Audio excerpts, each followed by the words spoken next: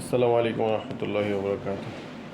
চল্লিশা কেন্দ্রিক যেই খাবারগুলো খাওয়ানো হয়, অরিজিনালি এই খাবারগুলো খাওয়ানো বেদাত। কিন্তু এগুলো নিয়ে মানুষের দেখবেন নামাজিদের চাইতে এই খাবারগুলো খাওয়া নিয়ে বেদাতিদের বা যারা নামাজ পড়ে না তাদের সংখ্যাটাই বেশি থাকে। আপনি দেখেন অনেকে মহল্লার ভিতর দেখবেন যে যে সমস্ত মসজিদে আগে তো হয়তো 40 দিনের দিন খাওয়ানো হতো। তো এটা অন্য দিক দিয়ে বোঝা যায় যে লাগে যে মনে হয় মৃত্যু ব্যক্তির মরার কারণে শুকরিয়া আদায় করতেছে এরকম কিছু।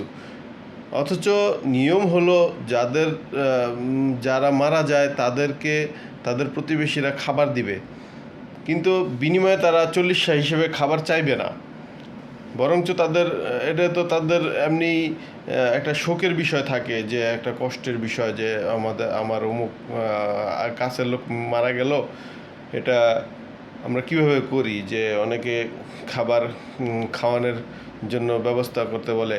আপনি দেখেন যাদের টাকা পয়সা আছে তাদেরকে কিন্তু বেশি এই বিষয়ে চাপটা দেওয়া হয় বেশি।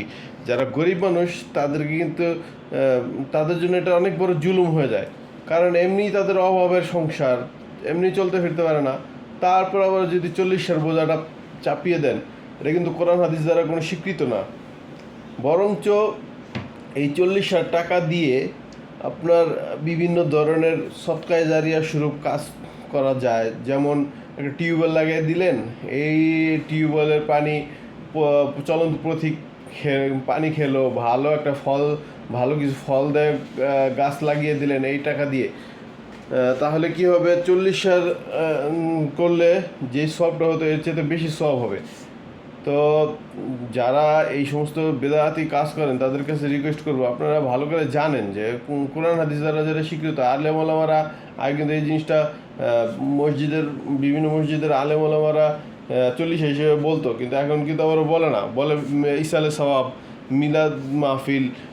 আর এই যে সূরা ফাতিহা একবার, সূরা ইখলাস 3বার পড়ার যে রীতিনীতি, আমরা যেই সিস্টেমটা আগে থেকে চলে আসছে, এই সিস্টেমটাও কিন্তু অনেক হুজুররা এখনও এই সিস্টেমটা এখনও ছাড়ে না। কারণ কি, এটা হলে তো মনে করেন তাদের খাওয়া দাওয়া বা জিলাপি, তারপর বিরিয়ানি, এগুলো তো মিস হয়ে যাবে। এই ভয়ে তারা এগুলো ছাড়তে চায় না, কারণ এগুলোর ভালোবাসা তাদেরকে পেয়ে বসছে। অতএব আমরা কখনোই এই সমস্ত 40 বা এই সমস্ত 3 দিনের খাবার খাওয়ানো, এই সমস্ত বিষয়কে আমরা আশকারা দিব না। তাহলে কি হবে, হ্যাঁ, আমরা এটার বিকল্প হিসেবে এটা দাঁড় করাতে পারি সমাজে। তাহলে আমাদেরও ভালো হবে, সমাজটাও অনেক পরিবর্তন হবে, ইসলামের দৃষ্টিতে সমাজটা এগিয়ে যাবে। কিন্তু যদি আপনি 40 নামে অযথা টাকা পয়সা নষ্ট করার জন্য চেষ্টা করেন, এতে গুনাহের ভাগটাই বেশি হবে।